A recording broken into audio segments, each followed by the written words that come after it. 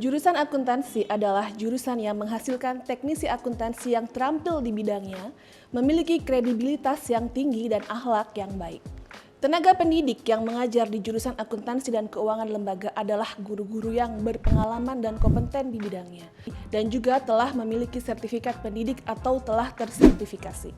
Pembelajaran di kelas dilakukan secara berkesinambungan antara teori dan praktek melalui soal-soal latihan, dan juga pembelajaran di kelas dilakukan secara interaktif dengan tetap menjunjung tinggi prinsip kehati-hatian dan ketelitian. Keunggulan program studi akuntansi juga terletak pada kegiatan penunjang pembelajaran, seperti seminar dan juga kunjungan-kunjungan industri. Selain belajar di kelas, siswa juga berkesempatan untuk magang di perusahaan yang telah bekerja sama dengan SMK Dharma Loka. Mereka akan mendapatkan pengalaman secara praktis mengenai lingkungan kerja.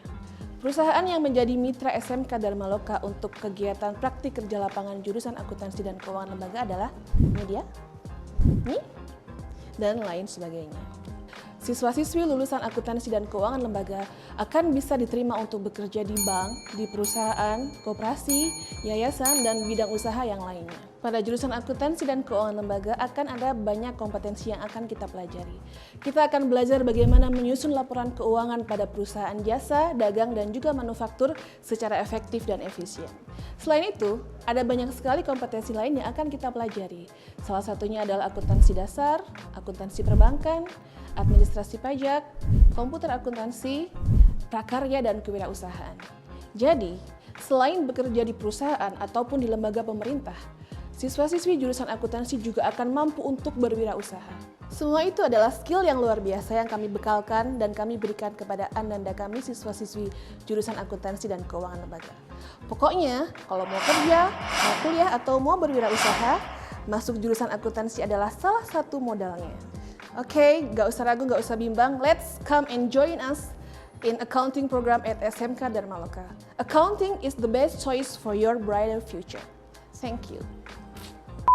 Perkenalkan, nama saya Bambang dan tahun ini saya dipercaya untuk menjadi ketua jurusan pemasaran. Nah, di video ini saya akan menjelaskan tentang apa sih itu jurusan pemasaran. Tapi saran saya, sebaiknya kamu beritahu orang tua kamu untuk juga ikutan menonton video ini. Baik, mungkin saya mulai dari sebuah pertanyaan. Sebenarnya jurusan pemasaran itu nanti lulusnya jadi apa? Banyak orang bilang kalau kamu masuk pemasaran, kamu akan jadi sales. Sorry, pemasaran nggak secemen itu.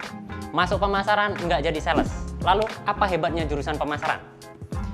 Kamu semuanya pasti tahu Tokopedia. Nah, Tokopedia punya penghasilan 204 triliun. Dari mana itu? Dari pemasaran. Apa hebatnya lagi dunia pemasaran? Kamu tahu Gojek? Sekali kamu pesan GoFood, kamu pesan ayam geprek saja, itu orang Gojek dapat penghasilan Rp6.000. Padahal GoFood nggak punya masakan apapun, dia hanya membantu menjualkan.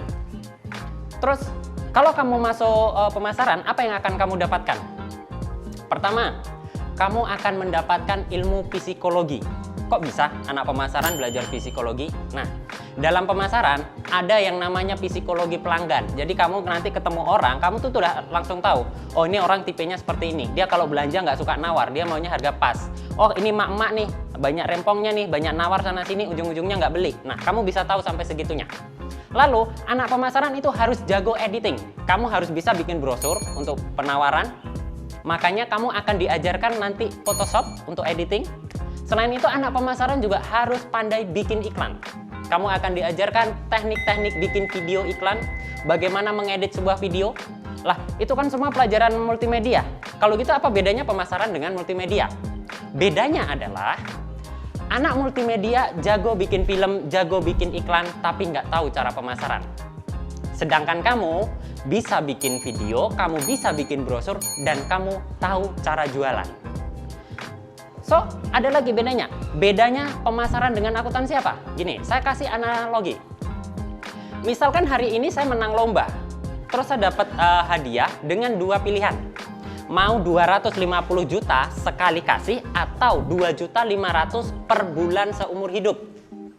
Secara perhitungan jadinya, kalau saya pilih 2.500.000 per bulan seumur hidup, maka dalam 10 tahun saya sudah menerima 300 juta. Lalu kalau saya pilih yang 250 juta, saya beliin mobil, seminggu kemudian nabrak tiang listrik, habis, nggak ada sisa. Tapi anak pemasaran tidak berpikir seperti itu. Untuk orang-orang pemasaran, dia harus pilih yang 250 juta. Duit ini akan dimasukkan ke bank menjadi deposito dan per bulan dia akan dapat penghasilan 2.500.000. Itu dengan asumsi bunga 1%. Berapa lama? Sampai 7 turunan. Jadi, akuntansi berpikir bagaimana mengefektifkan sebuah pembiayaan. Tapi anak pemasaran berpikir bagaimana mengoptimalkan pemasukan. Beda ya? Oke? Saya rasa itu saja pengenalan jurusan dari saya. Saya tunggu kamu di jurusan pemasaran. Sampai ketemu di sekolah. Terima kasih. Bukan saya yang videoin. Oke. Hai semuanya, perkenalkan saya Bu Maya Okta Francisca, Ketua Jurusan Multimedia. Sebelumnya, saya mau mengucapkan terima kasih terutama kepada Pak Bambang yang sudah menjelaskan bahwa multimedia bisa bikin film, bisa bikin iklan, tapi nggak bisa pemasaran. Tahu nggak kalau itu bohong? Kita bukannya nggak ngerti pemasaran, nggak tahu jualan, hanya kelebihan multimedia nggak harus jor-joran dalam jualan seperti orang pemasaran. Apalagi teknologi sekarang sudah semakin canggih, ada Facebook, ada Instagram, YouTube, Twitter, dan lain sebagainya. Kamu bisa pasarkan produk dan karya yang sudah kamu buat di sana. Pada jurusan multimedia, kita nanti nggak cuma belajar bikin film dan iklan. Nanti kita juga akan belajar desain grafis, fotografi, dan juga animasi. Untuk masuk jurusan multimedia, kalian nggak harus pintar hitung-hitungan. Kalian nggak harus pintar ngomong. Karena di sini karya yang berbicara. Contohnya foto kentang ini. Kalian tahu nggak harga foto kentang ini berapa? 14 miliar. Nanti kalian akan diajarin cara bikin foto sekeren dan semahal itu. Itu baru satu mata pelajaran fotografi loh. Belum lagi mata pelajaran yang lainnya. Bayangkan berapa penghasilan yang akan kalian dapatkan.